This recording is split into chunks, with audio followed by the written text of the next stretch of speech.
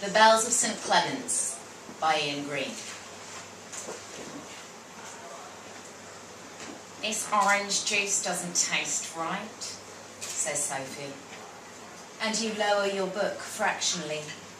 She is standing in the doorway of the living room wearing a peasant skirt and a dowdy jumper. Your own skirt is colourful, your own jumper is vibrant. The old CD player in the corner is playing Tom Waits, and you hope this will be quick or she will surely turn down the Tom Waits. Not right, you ask, but your heart's not really in it. You look at your book, but suddenly realise it is actually almost dark in the room. You have no idea what time it is. It was bright when you started reading. Sophie comes into the room and turns down the Tom Waits just before the guitar solo comes in on Downtown Train. No, listen, seriously, like, this orange juice is just not right. Like, it doesn't taste of just oranges. It is pure orange juice, but like, it tastes like citrusy or something, like lemons. Not just lemons, no, like still mostly oranges, but like a little bit of lemon. It is indeed. It doesn't taste bad or off or anything, just citrusy. Something weird though. It's not the only thing. Sophie is holding the glass up to the light from the window as if some impurity could be detected, as if she could judge the lemon content of juice by its opacity. You rub your temples with one hand, shift your feet underneath yourself. She is walking around the room now, face scrunched in consternation, trying to find the best light to gaze at her unsatisfactory juice. You shrug and suppress a sigh. You raise your book again, start reading, squinting in the darkness, and you say, maybe it's gone off. The sound of traffic filters up from the road, 3 stories up. Through thin glass, vibrations onto eardrums competes with quiet growling of Tom Waits on the CD player. Someone is accelerating away at the lights by the corner. You are looking firmly at the book, and Sophie is looking stupidly at the half glass of orange juice. She leaves the room, a determined velocity of beige and brown and poor stitching. She does not turn up the volume on the CD player. You're not really reading anymore. It's officially too dark. There's no doubt where this is going. From your sunken sofa, you can see the sky, the street lamps throwing up a faint glow across the bottom of the glass panes.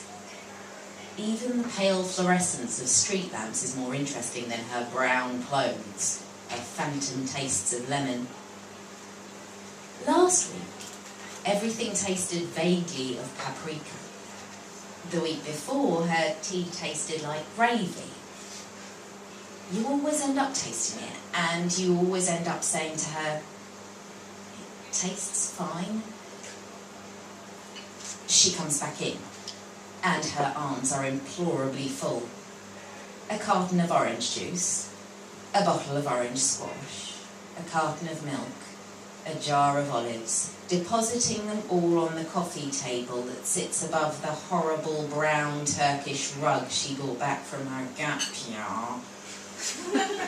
From the sofa, you raise an eyebrow archly, and you put down your book, and you wait.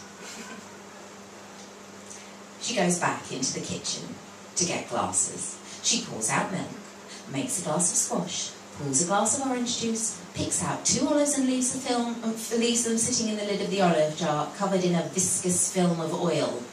No words are needed. She turns off the CD player, the Tom Waits, and then sits on the carpet in front of the table, legs crossed beneath shapeless linen. She doesn't press pause. she actually turns the whole CD player off. She tastes them.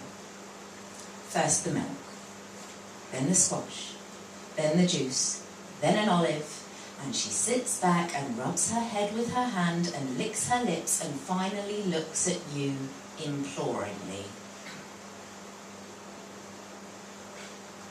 Except for the milk, everything tastes just a tiny bit like fucking lemons. You pause and finally allow yourself the sigh. You go forward and onto your knees on the Turkish rug. It is the only Turkish rug in the world where the predominant colour is brown. The pattern's understated. You taste then. First the milk, then the juice, then the squash, then an olive, licking the oily residue off your fingertips. You sit back, rub your head and say, Sophie, it all tastes fine. Really. Are you feeling okay? She shakes her head and stares at the orange juice. Her mouth is slightly open.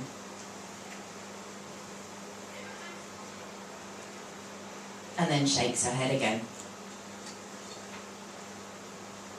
The room is dark. The room seems to be darkening at a staggering rate. You say slowly, Sophie, are you feeling okay? Really? I mean, there was the paprika week.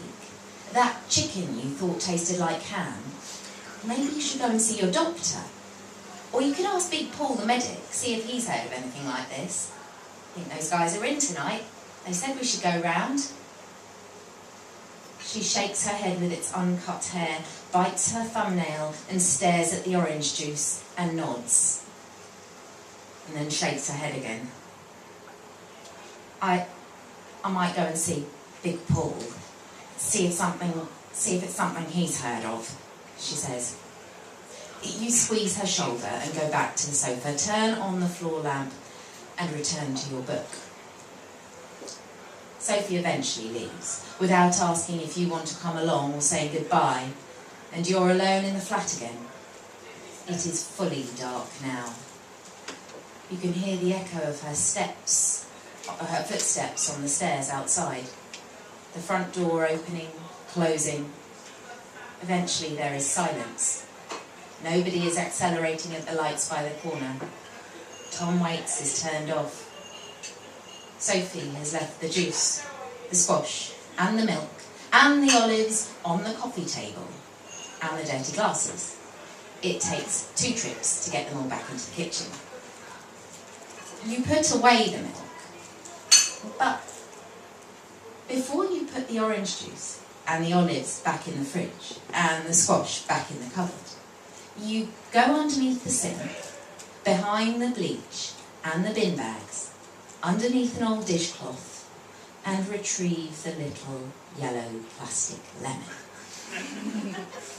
Carefully, you unscrew the top and add 10 drops of lemon juice to the carton, 10 to the olive jar, to the squash. You close each, give each a little shake, and return them to their respective places. Whilst the fridge is open, you rub 1 drop of lemon juice onto the cheddar, which she has left unopened and unwrapped and uncovered on the second shelf. You then go back into the living room. You close the curtains, turn on Tom Waits, turn on the light, and sit down to your book, contented.